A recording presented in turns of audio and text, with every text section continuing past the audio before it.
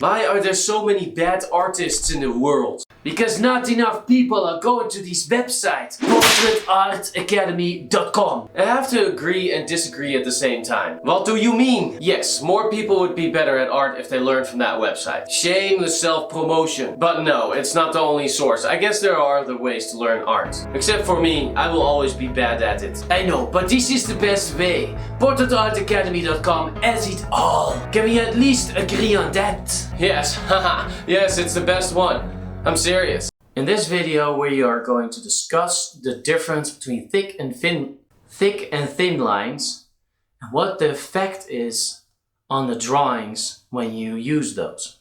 So here we're going to create some thin and thick lines. The ones on the left are thin and the ones on the right are thicker.